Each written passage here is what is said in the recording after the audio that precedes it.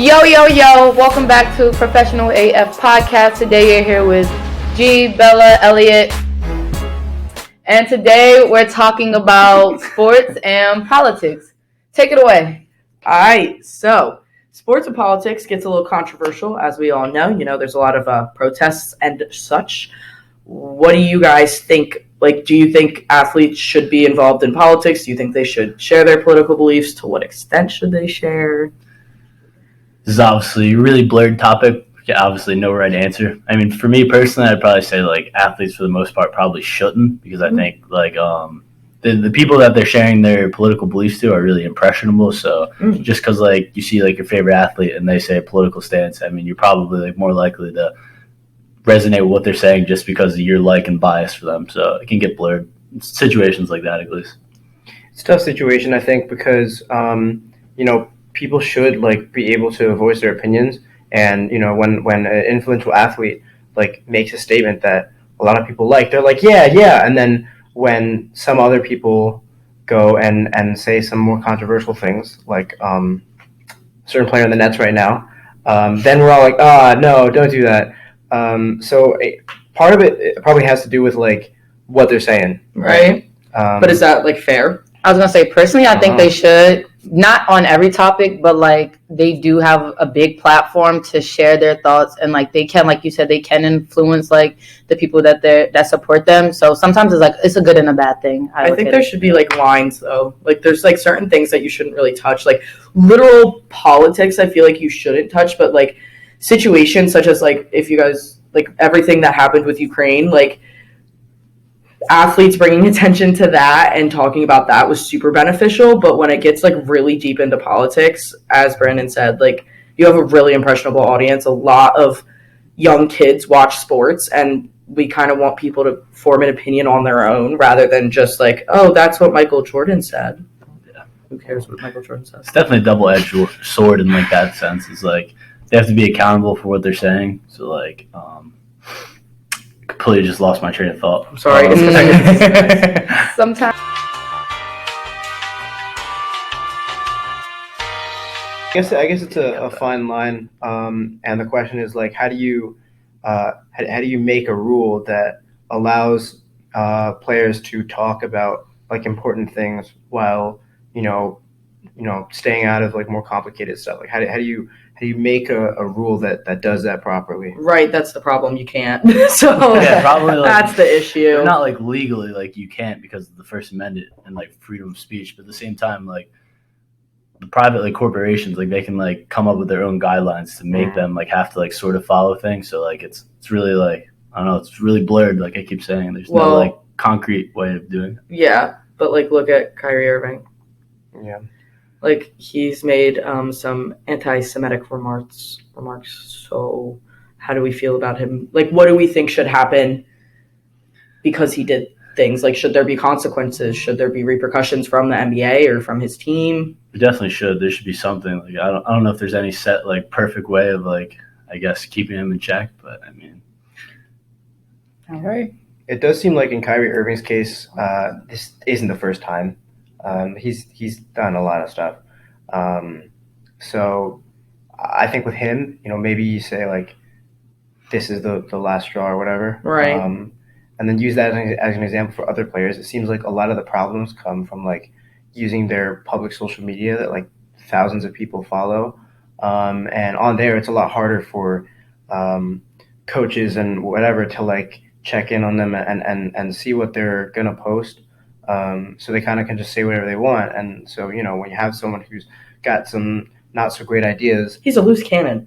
Yeah. So maybe the move is like saying, hey, like be careful on social media. And things Hey, Kyrie Irving, shut up. I mean, at the end of the day, humans are like innately like flawed. Like not everyone, sometimes you say things and that doesn't mean that he should be canceled. Like I don't believe in cancel culture. It would be one thing. Okay, I don't believe in cancel culture either, but it's one thing if he were to like accidentally slip something out of his mouth. Yeah, but this it man, comes down to like right and wrong. He typed this thing out. Twitter fingers. Well, that hence Twitter fingers. That hence is the need for like education. Like he should just ignorance is like that's probably just because of ignorance. Not to like give him like an excuse, but like there should be education. That's yes, the way to fix agreed. that is educating him and where he was wrong. That is so mature of you. There was an instance in 2020 when Deshaun Jackson made anti-Semitic remarks, and then Julian Edelman, he was a wide receiver for the Patriots, and he's Jewish, and he reached out to Deshaun Jackson on social media. Was like, hey, dude, like, let's sit down and talk about this and see if I can see where you're coming from, see if you can see where I'm coming from.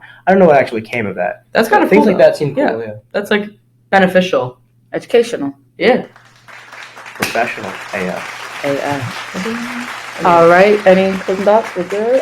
Now let's get into the interview. All right. So for today's podcast, we interviewed Dr. Dumas, and she gave us her insight on her. She gave us her insight on sports and politics.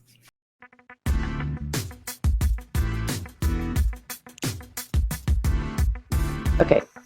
All right. Welcome back to Professional AF. Today we have Dr. Dumas with us, and we're going to talk about politics regarding sports and the media. So are you like versed in that at all, like with sports and how politics kind of plays into that? Yeah, I think so. Okay, so how involved do you think athletes should be in politics?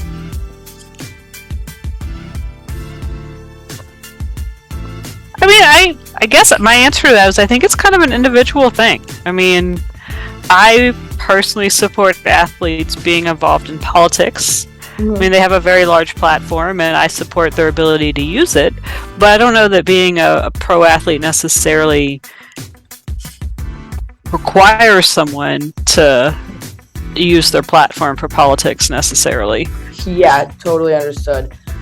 With that said, do you think it's a positive or negative thing that athletes kind of take matters into their like own hands with? Well, I mean, I would say I think athletes are people. And so I think to the extent that any of us have an ability to talk about politics and to advance the issues that we care about, I mean, I actually think it's a good thing that athletes use their platforms for a lot of social issues. I mean, it also means they're using their platforms sometimes for things we don't want them to support. Right. But I think if that's the case, you kind of have to take the good with the bad. So do you think it's appropriate for them to just kind of like actively share their political beliefs, or like what do you think about them doing protests? So I guess it kind of depends on where the protest occurs, because depending on the location of the protest, I think there are different issues about what they can and can't do. Right. So I don't know if you're like familiar with the Colin Kaepernick scandal regarding he began kneeling during the national anthem, and that kind of spread throughout all of the NFL. What is your take on that? So that one's tricky because for the most part, people have First Amendment rights that allow them to speak. But the Bill of Rights protects you from the government. It doesn't protect you from private restrictions on your rights. So if you work for a private employer, they can require you to do lots of things that violate your freedom of speech. So you can wear a uniform, you can say or not say certain things, there are things that you're not allowed to discuss while you're at work, and all those would be First Amendment violations in another context. And so the stuff with the stadium protests is tricky because it really depends on whether or not you consider what they're doing in the stadiums to be part of their private contractual obligations to their employer, who's the NFL or the particular owner of a team, or whether or not you consider those to be public spaces where they're engaging in a public message. Because if those are public, then those are protected by the First Amendment. Okay. Yeah, that makes a lot of sense. I mean, there's a lot of different protests that have gone around. There's one in the NBA where during COVID, they were wearing like words on the back of their uniforms, such as like diversity, equality, and so on and so forth. Do you think that there's like a line that shouldn't be crossed when it comes to bringing politics into social media? Because, I mean, or not social media, sports, I'm so sorry. Colin Kaepernick kneeling is a totally different thing from people, you know, wearing inspirational and hopeful words on the back of their jersey. Is there a line? So if you're asking me my personal opinion, I lean towards the side that stadiums are actually public. Okay. For the most part, they're typically built on public land. They're very often times governments have used eminent domain to take private property to build stadiums, and they are either oftentimes built with tax dollars or they're tax subsidized in some way. So I would say when it comes to protests that are happening, at least in public spaces and stadiums, I lean to the side that those are public and protected by the First Amendment. And so if you're going to make that case, which I would, then I think any speech that's protected under the First Amendment should be acceptable. All right. So, kind of on a different scale, Muhammad Ali, a professional boxer, refused to sign up for the draft, the war, and was suspended from boxing for 3 years. Now, that's like a different scale, as I said. What are your opinions on that when it comes to like religion, politics, and sports? Because they all kind of mesh into one sometimes.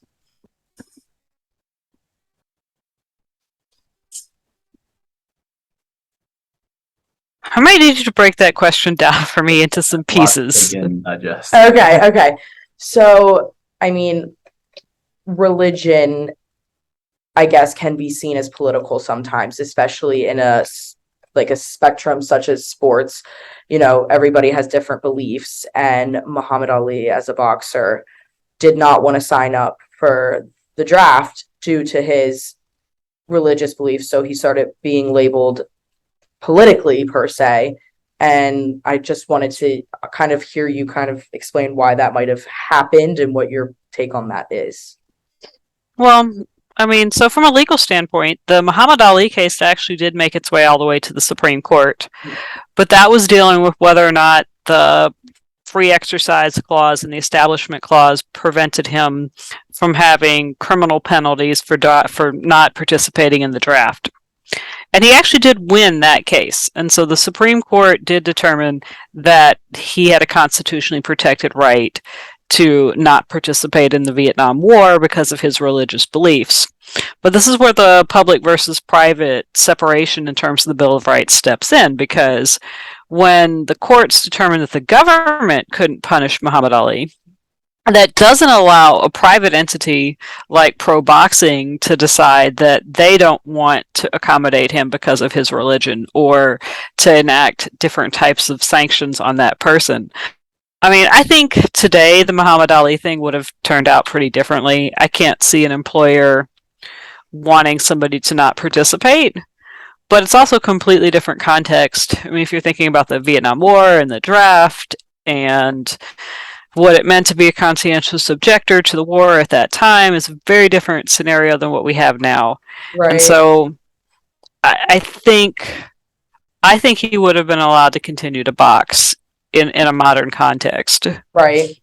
Do you think it could be inappropriate for them to, these are professional athletes, they're in the spotlight. Is it inappropriate for them to be bringing their religious beliefs to the forefront like that? And do you think them being labeled politically based off of these beliefs is fair?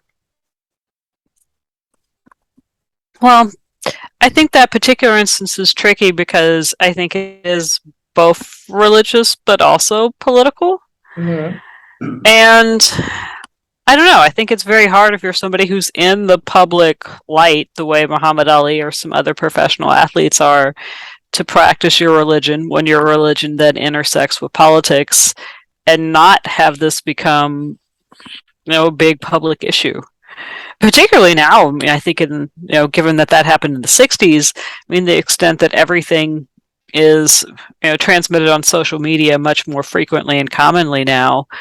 I mean, I think if an athlete's being asked to choose between their religious beliefs and their profession, I mean, we do have protected rights to religion. Mm. And once again, even within private employers, there are statutory laws that allow you to protect you from the practice of your religion. So the Civil Rights Act in particular protects religious freedoms. Mm. So there are statutory protections for you to practice your religious beliefs. I actually didn't know that somebody, like an employer, could put limitations on how you express your political beliefs, because I thought that was kind of in our, what are those? My goodness, I can't even think. Or constitutional rights. There you go. So an employer can't tell you what to think, and they can't elevate one political belief over another. But you could have a workplace policy that says you can't discuss political beliefs while you're working at our office. And since you're very well versed in this, why do you think the NFL, the NBA, the MLB, why do you think that they haven't put something like that into place? Well, one, I do think because it's unclear whether or not their workplace is actually sufficiently private. And so the NFL, I think, is pretty well understands how much they benefit from public tax dollars and public land and public tax breaks. And so I think part of it is not wanting to push that issue.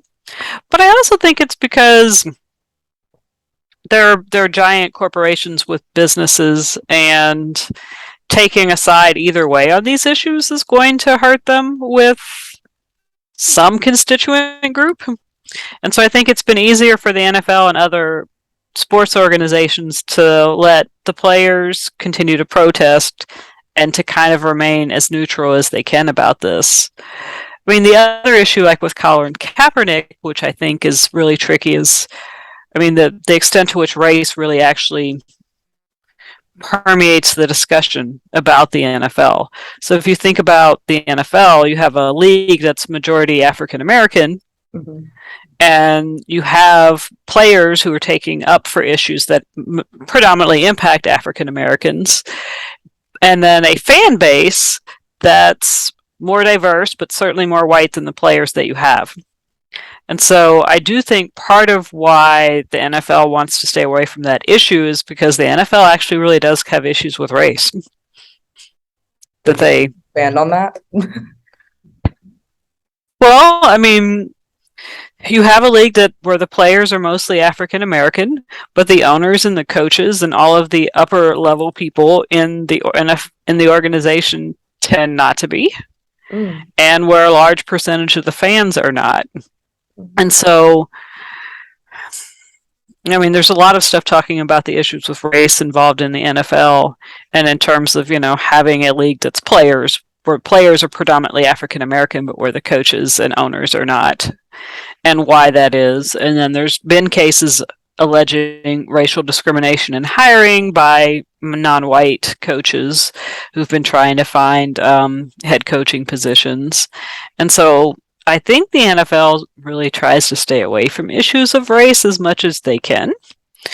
Players continue to raise these issues, and non-white coaches have been raising these issues, but I think the NFL, to the extent that it cannot talk about race, would prefer to do that.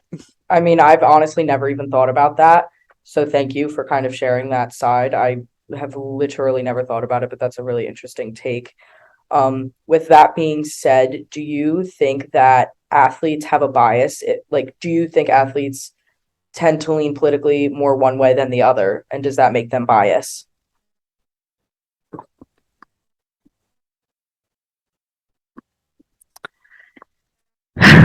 Well,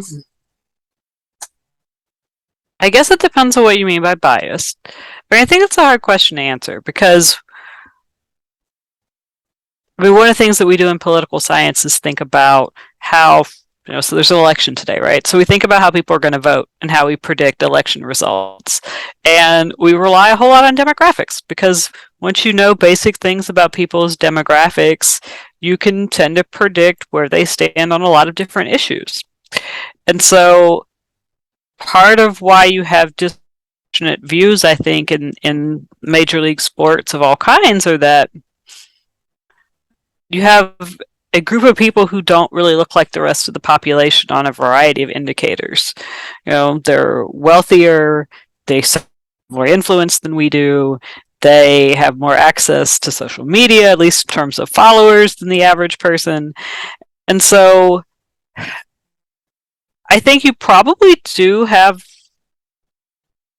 my guess is you probably have more people who are pro athletes that are leaning like pro social issues kind of things than the other direction, and being more liberal on social issues than the general population.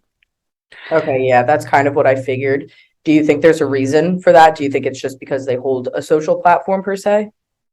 I mean, I think there's a social platform. I think there's also the demographic background of who these people actually are and the experiences that they have had. And so, once again, thinking about, I mean, issues of race, class, and how those factor into political beliefs. I mean, we have had athletes, though, take very strong conservative stances. We certainly saw multiple NFL players do that during the pandemic with, anti-vaccination stances, anti-mask mandate stances. And so you do have some prominent athletes who do take conservative stances. I don't know for sure, but I suspect that they probably are a minority. But I don't know if I personally would think of any of that as necessarily bias. Right. Just kind of how it is. And my last question is kind of one of the most recent issues we've seen regarding religion, politics, and sports. Kyrie Irving, he is in the NBA and he made a lot of anti-Semitic remarks. How do you think this should affect his career, if at all, if you believe it should? And what do you think it means for the relationship of politics and sports?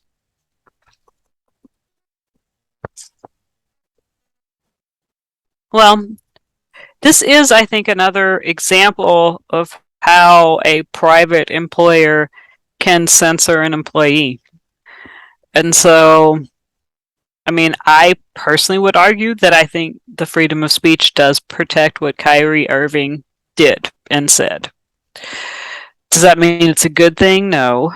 And I think he also, because of his platform, has to deal with the consequences of what he said. And I do think that, I mean, the NBA and the owners and the coaches do have an ability to sanction players for what they're doing in their own time with their own speech because of the nature of the NBA.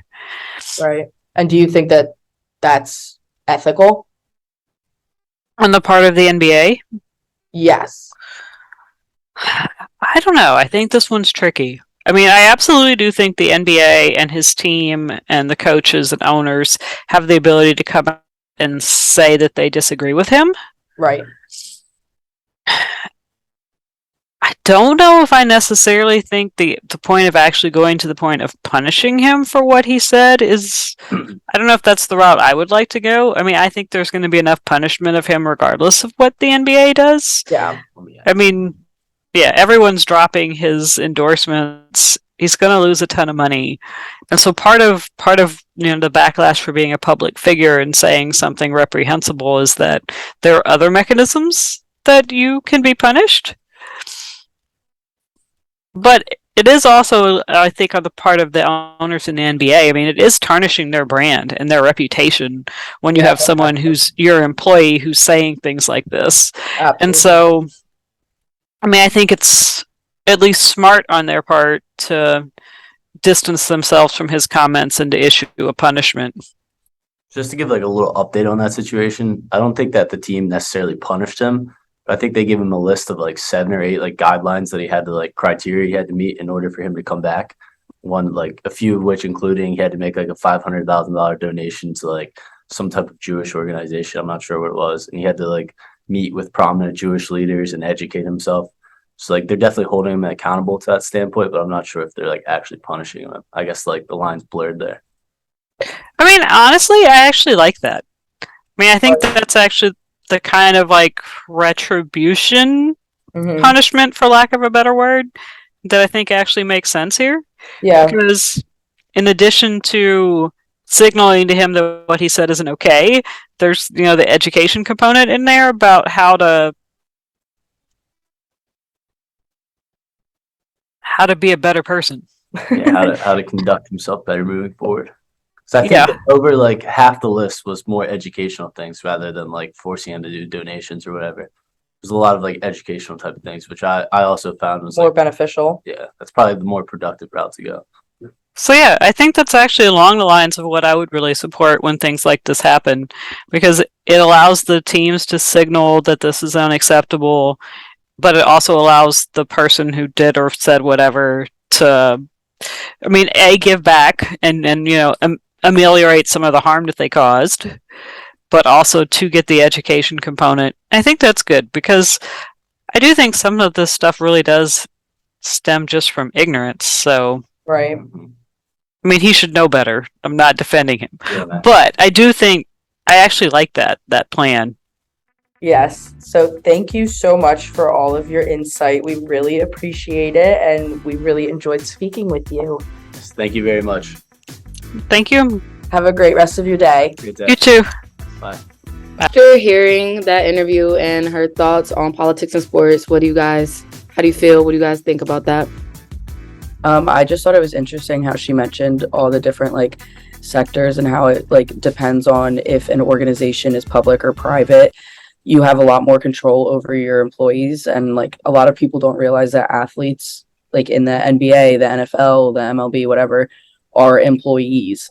So even though, you know, they are employees, these certain companies are public entities, so they don't really have much control over what their employees do, which is like kind of interesting because I never really thought about it like that. I guess another interesting takeaway I had from what she was saying was the fact that like the NFL really doesn't want to take political stances, and like I kind of like wondered why, but like she really gave like great insight because of the fact that they're like publicly funded and they use like that public funding for stadiums, which are very very expensive to build. So they'd have to like convert to like a private corporation in order, and they would have to take like stances on what players can and cannot say politically, and they'd probably lose viewership because of that. So that made a lot of sense when she was talking about that. I also like how she touched on like the racial aspect of things, like how she said like they have a majority of white supporters and like their higher ups are white people, and then like you have a whole bunch of African Americans playing for these franchises and these teams and everything, and that they have certain stances and issues that they want to like support and they want to show awareness to, but they also have to be careful because like they don't want to mess up their franchise and what they have going on.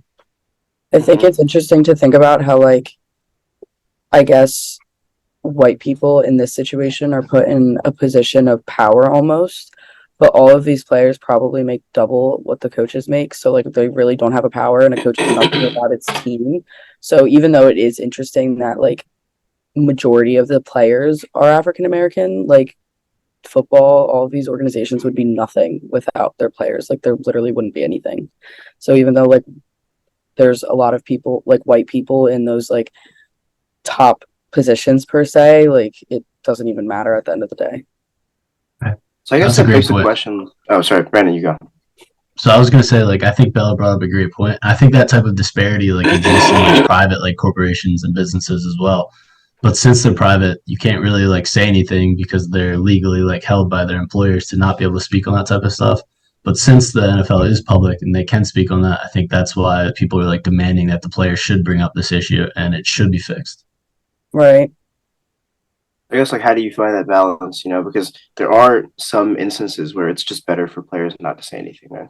Or obviously, you know, if they have dangerous ideas, you know, you don't want them going and using their platform to spread them. But, you know, how do you strike that balance of like making sure they have room to speak, but also, you know, making sure that they're doing so in a smart way? And our first take, like before we heard the interview, Bella mentioned like there should be a line, and I definitely think there should be a line. Like obviously they have big platforms, so they can spread awareness if they're given the chance to, but also like a lot of their viewers and a lot of their supporters are also like very young. So that just touches back on the point to where it's like these kids are looking up to these people, well, not these people, but these athletes. And if these athletes are saying anti-Semitic things and racial things and just completely just being ignorant, it's like, what are you putting out there to your supporters or your younger viewers, like about how they should treat other people as well? Yeah, you never know, like with giving these athletes like the free reign that they do, it could go either way. It could be really positive or super negative. And I think we have to be aware of that and the leeway that we do give them.